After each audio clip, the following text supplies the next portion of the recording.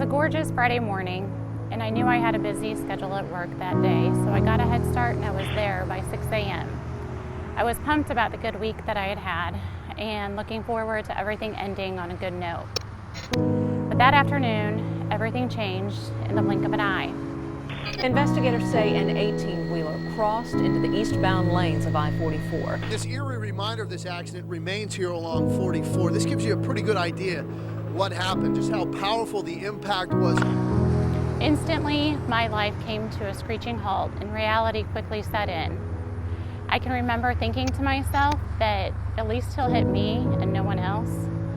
But I found out later that afternoon that that wasn't the case. Most of the vehicles were on fire, most of them before they ever come to stop. He raced across 4 lanes to the burning SUV and the woman inside. I was just glad that, she was intact, I mean, she definitely got to thank God.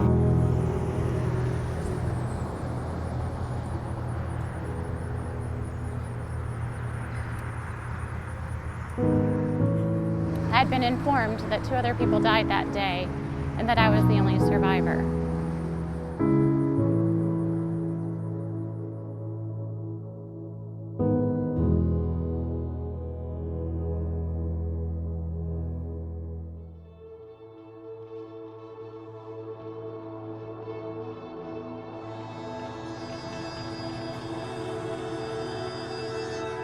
It was a Friday morning on February 4th, 2005, and I had gotten up, getting ready for work, and really pumped about the day.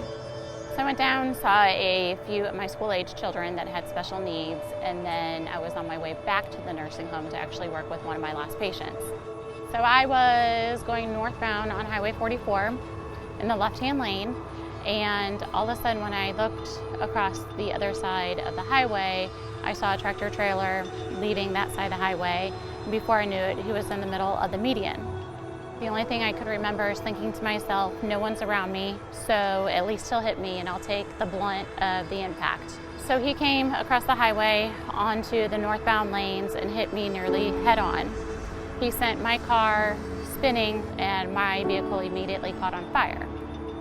At that point, I don't even remember the impact. And I didn't come to until I was in the back of the ambulance and they were trying to wake me up. Still at this point, had no idea that anyone else was involved in the accident.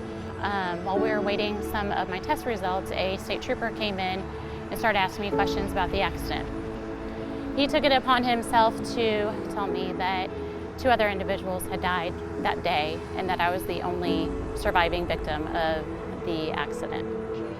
So naturally, my heart dropped. Because I didn't know what that meant instantly. Who were those individuals? Do their families know? Why me? Why was I saved in this accident?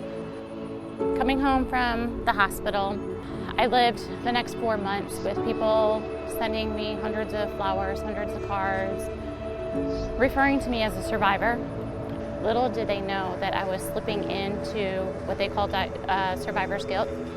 Within 4 months, I had slipped into such a depression that I started pushing family away from me. I started pushing loved ones away from me. So within 4 months, it had gotten to the point that life did become too overwhelming, and I had come up with plans to end my own life. And this entire time, I kept on asking, why me?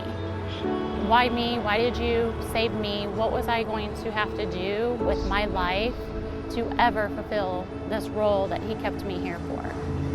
I quickly returned to my little lazy chair out on my back porch, and I bowed my head and started crying, and I asked God to come into my life because life was too overwhelming.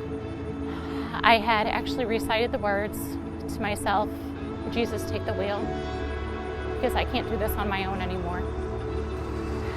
And all of a sudden, it was almost like a sense of relief. Day by day, I'm going to get through this. Everything will be okay, but I need God in my life to guide me in the right direction. From that moment on, I stopped asking God why, and I started asking God what. What is it that you want me to be? Who is the person you want me to become?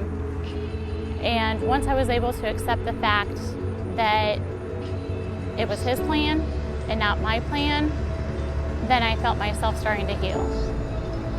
And I just pray that God puts me in situations where He wants me to be. And I still cannot recite the Bible. I still can't quote verses, but at least I know that God has a purpose for me. And it's not for me to figure that out anymore, but it's for Him to guide me in the right direction and help mold me into the person He wants to be.